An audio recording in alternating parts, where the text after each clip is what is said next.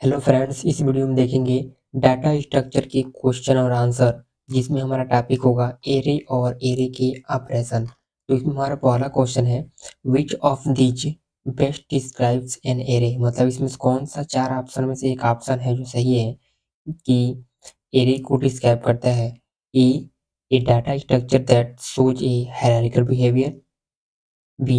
Container of object of similar types. C. Arrays are multiple immutable ones initialize। और D दिया है array is not a data structure।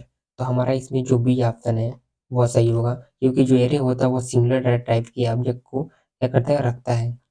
Next है हमारा, how do you initialize an array in C. अगर हम सी में कोई भी एरे को इंसलाइज करना चाहते हैं तो उसका क्या तरीका होता है, कौन सा इसमें ऑप्शन है जो सही तरीका है इंसलाइज करने का। ई इंट ए आर आर, और यहाँ पे तीन जो ब्रैकेट होता है हमारा बड़ा ब्रैकेट, ठीक है, और यहाँ 1 2 3, फिर एरे 3। मतलब ये देखिए सब सही है ये वाला, लेकिन इसमें देखिए दो चीज़ गलत है यहाँ पे, बी और सी। क्योंकि कभी हम एरे का जो साइज होता है वो जो ब्रैकेट होता है वो बड़ा ब्रैकेट होता है, उसमें हम क्या करते हैं, स्क्वायर ब्रैकेट में हम करते हैं। इसका मतलब ये है कि ये वाला गलत है और ये वाला भी गलत है, और इन दोनों में सही निकालना है वो कौन सही है। तो जो भी हम एरे के एलिमेंट होते हैं उनको हम कर्ली ब्रैकेट के अंदर स्टोर करते हैं, ना कि हम यहाँ पे स्मॉल ब्रैकेट के अंदर करते हैं। इसलिए हमारा सी आंसर सही हो जाएगा।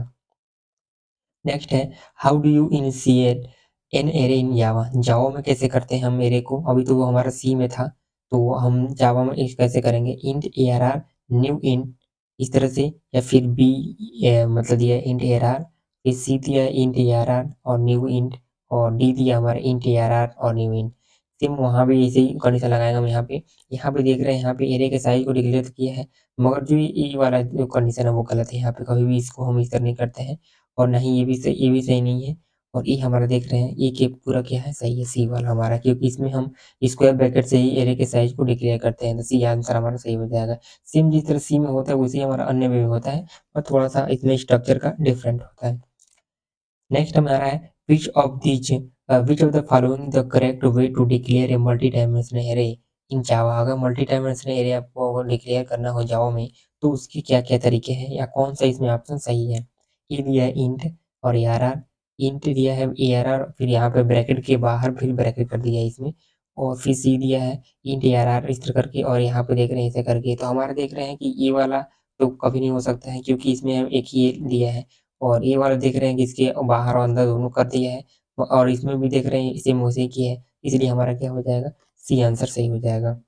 क्योंकि हमको भी डिक्लेयर डिक्लेयर करते हैं अगर जावा मल्टी डायमेंशनल है, तो हमारा यही तरीका होता है डिक्लेयर करने का। नेक्स्ट हमारा है, what is the output of the following Java code. अगर हम यहाँ पर आपको कोड दे दें, उसका आउटपुट पता करना हो तो क्या होने वाला है।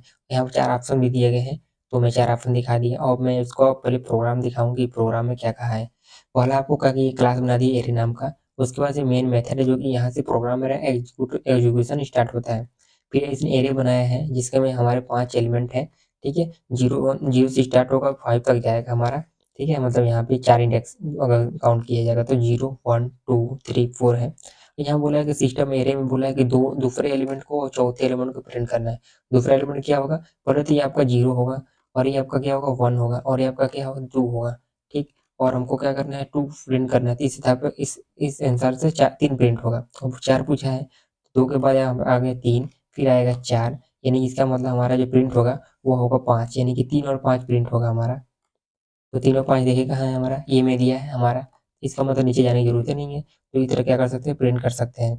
नेक्स्ट है, what is the output of following Java code. इसका आपको आउटपुट पता करना है तो क्या होने वाला है। पहले आप देख लीजिए ऑप्शन क्या क्या दिए हैं, 4 ऑप्शन दिया है। 4 5 array out index out of bound exception, D दिया इनवैलिड इनपुट एक्सेप्शन। तो मैं ऑप्शन दिखा दिया। अब यहाँ पे इसको देखते हैं क्वेश्चन को। सबसे पहले क्या किया, इसने एरे नाम का क्लास बनाया है, मेन मेथड के अंदर आया है। इसके बाद से इसने एरे बनाया है, इसमें 5 एलिमेंट है, और ये पांचवा इंडेक्स फाइंड करना चाहता है। और हमारे पास जो होते हैं एलिमेंट वो इसमें है 0 से लेकर के हमारे 4 इंडेक्स तक है ही। और पांचवा एलिमेंट आप ट्राई कर रहे हैं गेट करने के लिए, इसका मतलब ये होगा कि पांचवा एलिमेंट इसमें नहीं है। जब कोई भी एलिमेंट नहीं रहता है एरे में, तो हमारे पास एक एरर आता है, एक एक्सेप्शन आता है। इस एक्सेप्शन को बोलते हैं हम array index out of bound exception, मतलब कि यह एलिमेंट इस एरे में नहीं है। नेक्स्ट है 7वां, when does the array and out of bound error. पूछा है कि जो ये एरर ये एक्सेप्शन होता है वो कब हमारा आकर होता है। A compile time, B run time, C not an error, D not an exceptional.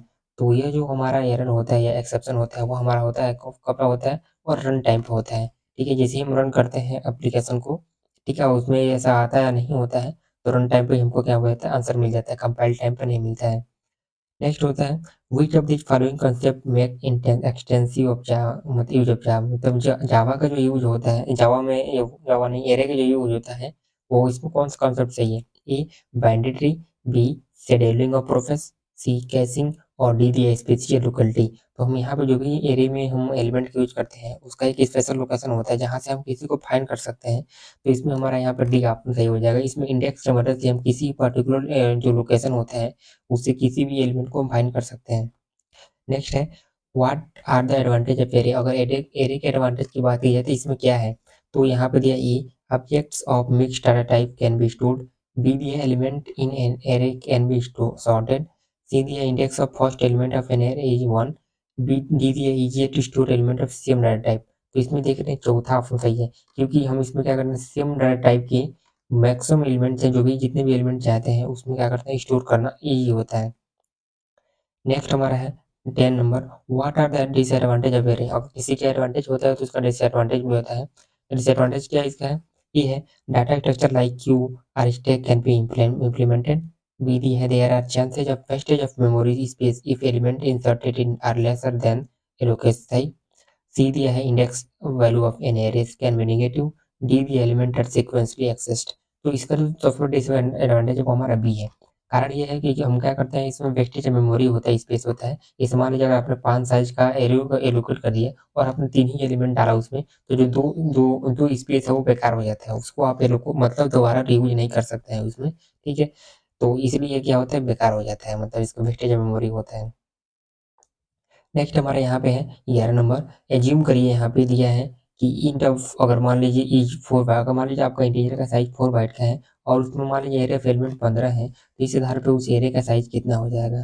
तो 15 एलिमेंट है, एक एक जो इंटीजर है उसका साइज 4 बाइट है, तो इसका मतलब 15 और यहाँ पे हम इंटू कर देंगे तो 4 कितना होगा हमारा, 15 चौके हो जाएगा 60। तो हमारा 60 जो है वो होगा यानी चौथा हो जाएगा हमारा डी। नेक्स्ट हमारा यहाँ पे दिया है in general the index of the first element in array. अगर कोई बात करे कि किसी भी एरे का जो पहला एलिमेंट होता है उसको हम क्या बोलते हैं, वह कौन सा होगा? तो ए दिया है 0, बी -1, सी 2 और डी 1। तो हम जो भी पहला एलिमेंट होता है किसी भी एरे का उसको हम 0 से इनिशियलाइज करते हैं, यानी कि ए का एलिमेंट 0 हो जाएगा। Next element in array are accessed है, और कोई भी एलिमेंट होता है एरे में एक्सेस किया जाता है किस तरह?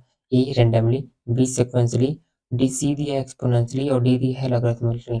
तो हम किसी भी एरे किसी भी एलिमेंट को एक्सेस करना होता है रैंडमली एक्सेस कर सकते हैं इंडेक्स की मदद से, चौथे इंडेक्स का, पांचवें इंडेक्स का। इस तरह इसका मतलब ये हुआ कि हम ये आंसर हमारा सही हो जाएगा।